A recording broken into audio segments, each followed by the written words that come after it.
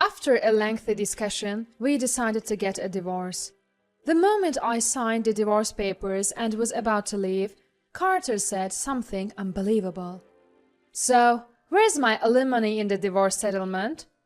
The cause of the divorce? Carter's infidelity in the first place. In other words, Carter was the one at fault.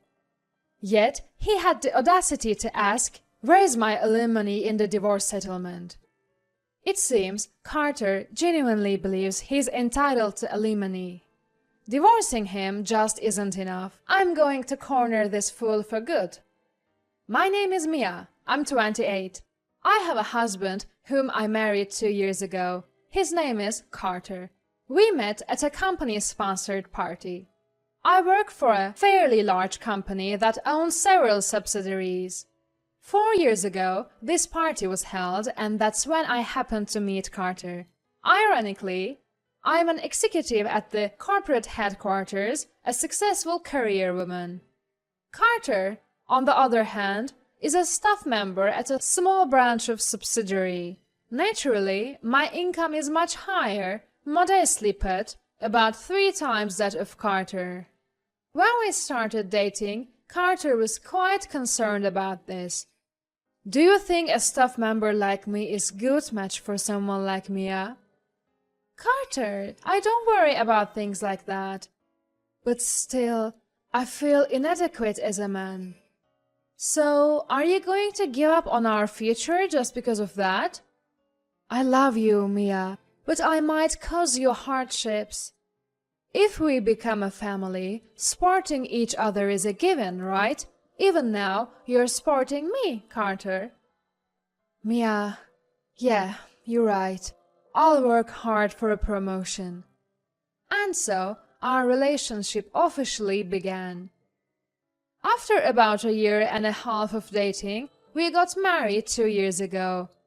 Now, in our 3rd year of marriage, our relationship with Carter is still going strong. We openly express our love as a couple and had agreed to focus on our careers until we had children.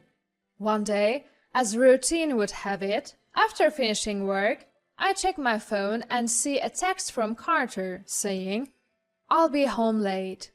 He is apparently grabbing dinner on his own, so I decide to treat myself to a meal out before heading back. After showering, I'm lounging in the living room when I hear the door creak open. "Welcome home," I call from the couch. But as soon as I see him, it's clear something's off. Carter's face is like a dark cloud. I've never seen him this down before. Baffled, I hesitantly speak up. "Carter, what's going on? You look really down." Well, if something's up, you can tell me. We're a couple, after all." "Yeah, you're right. Since we are a couple, we need to talk." Carter nods as if making a difficult decision, then drops a bombshell. "Mia, I want a divorce." "Excuse me?" His words shake my voice involuntarily. I question my own hearing. Shocked by this out-of-nowhere revelation, I reply to Carter. "Hold on, wait! A divorce? Why all of a sudden?" "It's, differences in values, I guess." "What? You've never mentioned this before." "No, it's not that. I realize I'm just not right for you, Mia." "What are you talking about? When we started dating, we agreed that supporting each other as a family is a given, didn't we?" "Well, yeah, but—" Carter avoids eye contact, stumbling over his words. His behavior was nothing short of suspicious. He is definitely hiding something. Convinced of this, I confront Carter, raising my voice. "So, you're still dodging the issue? What are you talking about?"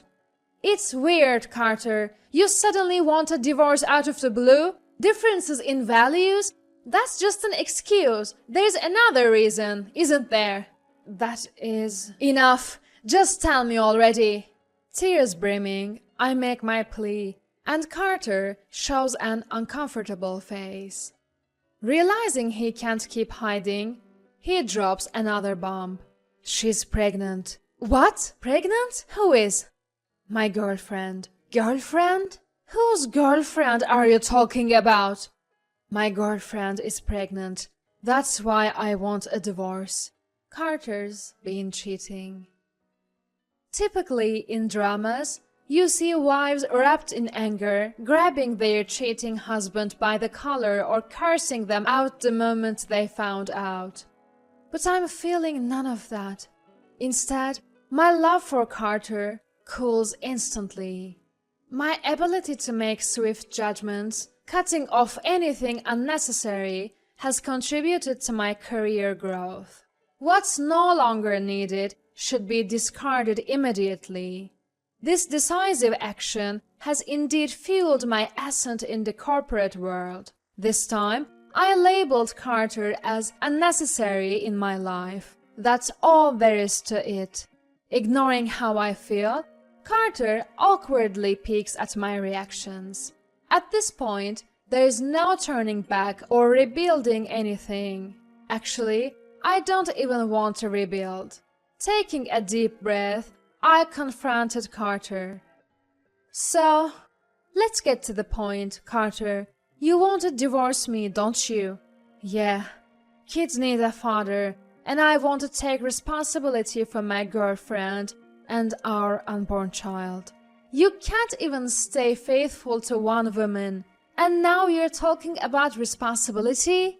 Don't belittle me. I truly love her. Fine, got it. Then let's divorce. What? Carter, surprised by my quick agreement, eagerly asked, Really? Oh, so he really wants to divorce me that fast. I felt a bit hurt, but honestly, it doesn't matter anymore. In my mind, Carter is someone I've given up on.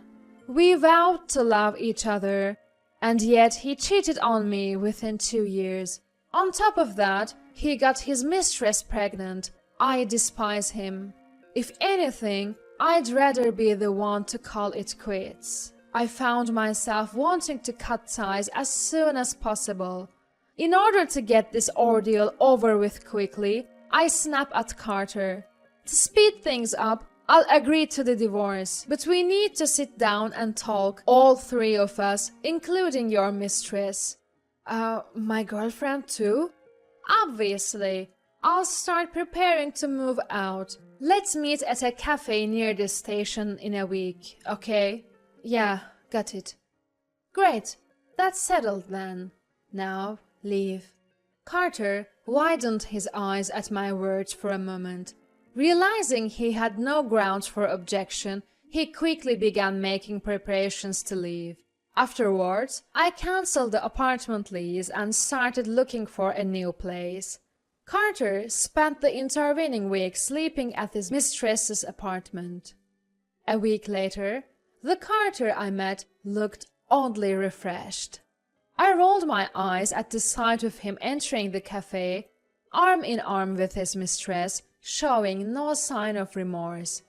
Without caring about my reaction, Carter casually spoke. Sorry to keep you waiting. Have you been waiting long?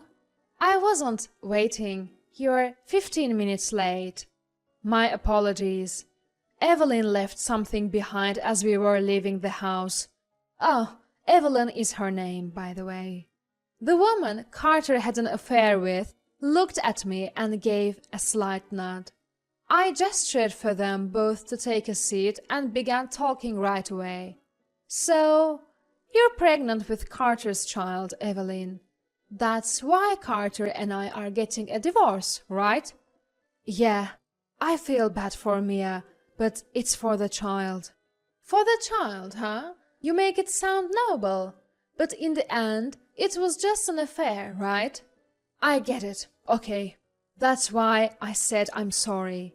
You did say you're sorry, but if you were truly sorry, would you waltz in here arm in arm and late? What does that have to do with anything? Weren't you the one who agreed to the divorce? It was becoming clearer. Carter didn't think what he did was wrong. But getting upset about it now won't change anything. The divorce is final. I just want to get it over with as quickly as possible. I sighed and extended my hand to Carter. Do you have the divorce papers? Yeah, here. And you filled out your part, right? Of course. All that's left is for you to sign and submit it. All right, I'll sign it now. I took the envelope containing the divorce papers and spread them on the table. I signed my section. When I glanced up, Carter and Evelyn looked like a childish couple holding hands and gazing at each other. At this point, I'm beyond anger and irritation. I am dumbfounded. Why did I marry this man? I lament my poor judgment for a moment.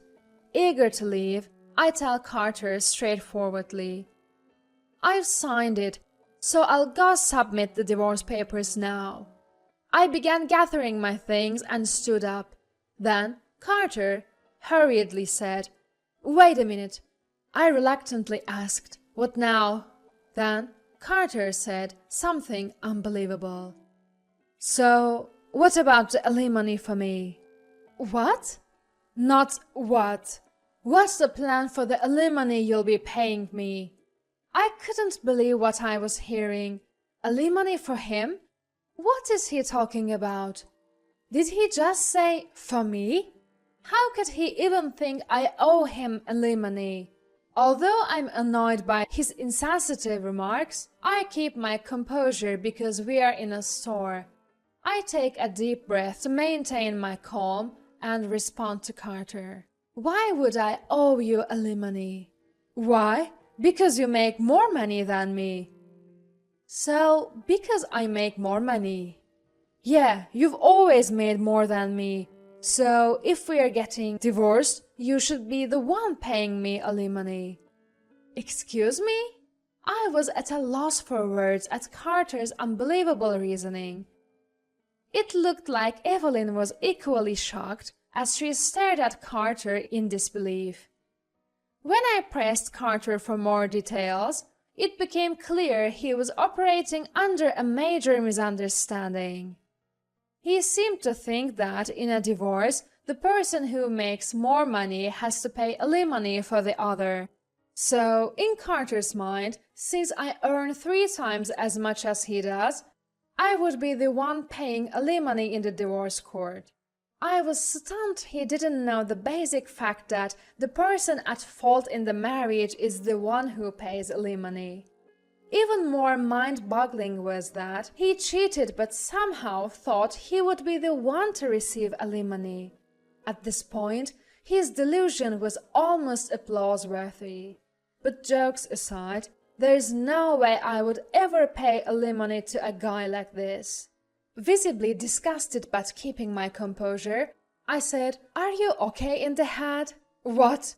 Why would you say something like that? Just because you don't want to pay alimony? No, it's not about whether I want to pay or not. I will definitely not be the one paying. Huh? Don't you get it? The person who pays alimony is the one at fault, which is you. Me? Carter looked utterly confused, as if he couldn't process the situation. I glanced at Evelyn for support, and she nodded in understanding. Carter, turning pale, pulled out his phone. Divorce, infidelity, at fault, alimony. He started hastily typing these keywords and searching.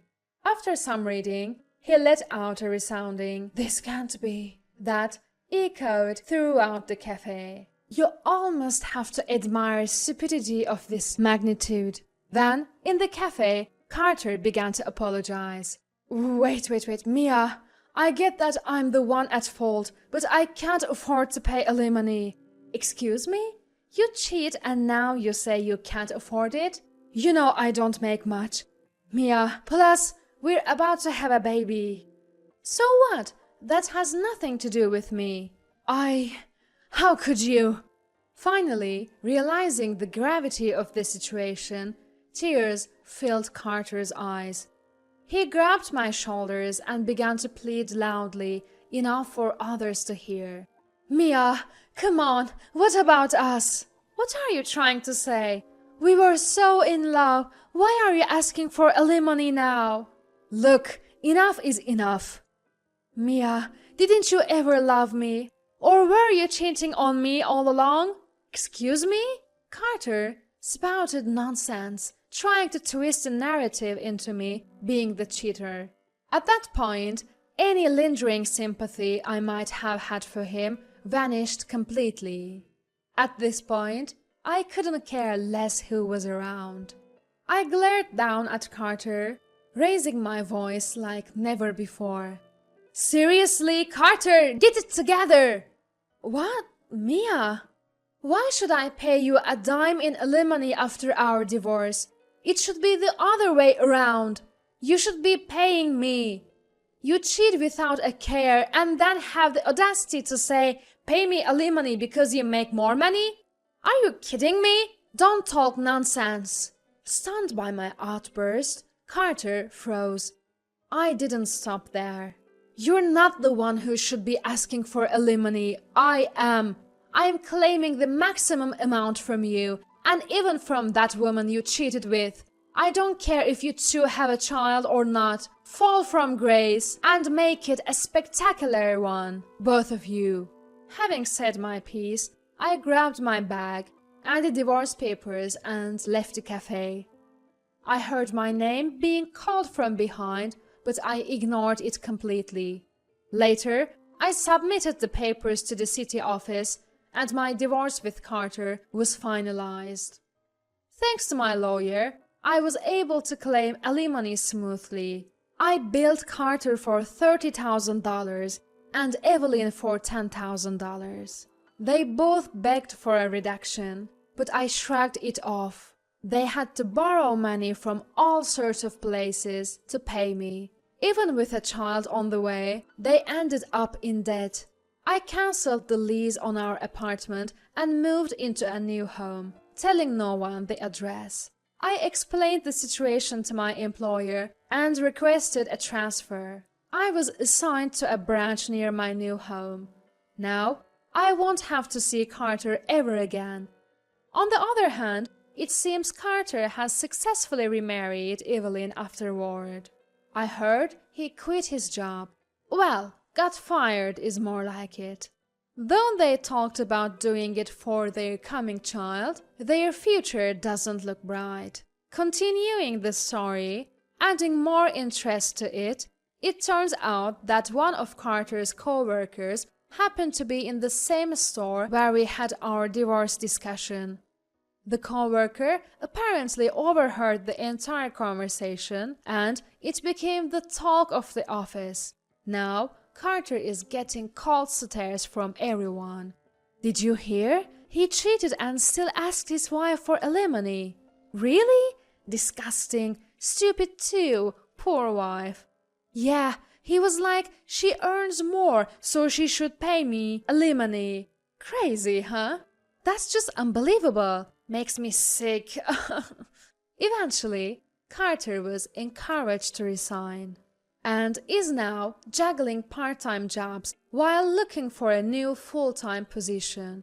Despite Evelyn being pregnant, he works from morning till night. Debt from the divorce settlement, future child support. Just imagining it totals up to a huge amount. Can Carter and his new family really bear the burden? Chances are happiness won't be coming their way anytime soon. But I don't pity them. They deserve to struggle. Though the divorce was a setback for me, I feel fortunate that it happened before kids were involved. From now on, I plan to invest both time and money in my own happiness.